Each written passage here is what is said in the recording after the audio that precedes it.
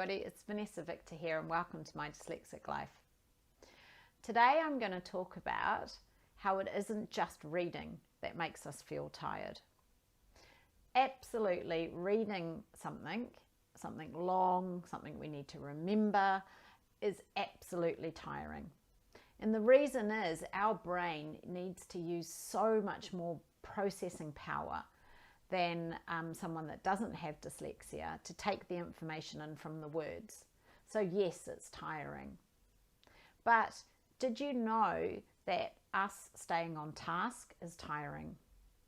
Did you know that not using our natural visualization ability and, trying to visualize something in the future, but to keep ourselves focused on the tasks that we need to do right now, that's actually tiring too.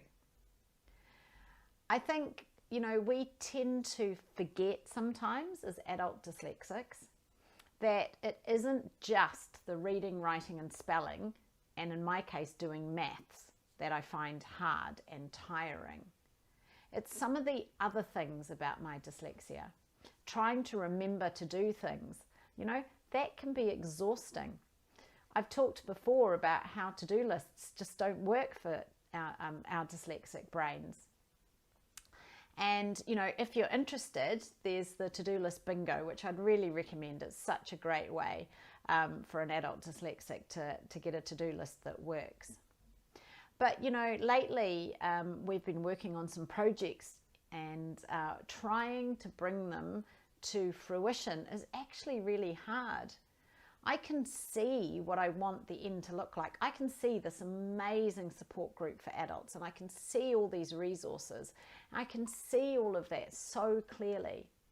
But then having to bring my brain back and focus on what are the things I need to do today that is going to make that happen is actually really tiring. And I think the best way for us to manage this is to actually do a little bit of both. We need to have a little bit in our day where it is thinking about the future and letting our dyslexic mind kind of roam free versus trying to kind of keep it focused. And to me, it's almost like you have, 8 or 9 dogs on a lead. And if you try and keep them on the lead all the time and you try and kind of like make them stay on a certain road, you're going to have to expend a lot of energy to do that, aren't you? Just think about how hard that would be. You'll always be like pushing and pulling and maneuvering, and that's what it's like some days to get our brain to focus on something, or to get our brain to think about, what's happening right now, not what's happening in the future. But if you've let those 8 or 9 dogs out, had a play, they've like roamed around, they've, used up some energy, and then you put them on a lead, it's not going to be as hard to manage. And sometimes our brains are like that. Sometimes it's actually really tiring to make ourselves focus or to make ourselves read something.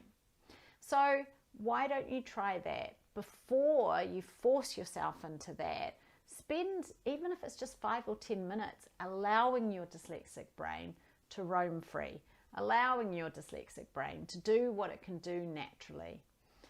For me, that's thinking about what I want this community to be like in the future, what resources I can see, how much I'd love to be connecting with adult dyslexics all over the world.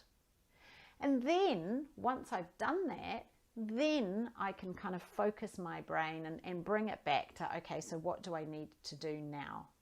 I have done videos before about how we can tap into this motivation and how we can actually use our visual brain to motivate ourselves. But right now, I just wanted to talk about how you might not recognize that trying to force your brain into doing something is actually tiring, and it does take more of our energy.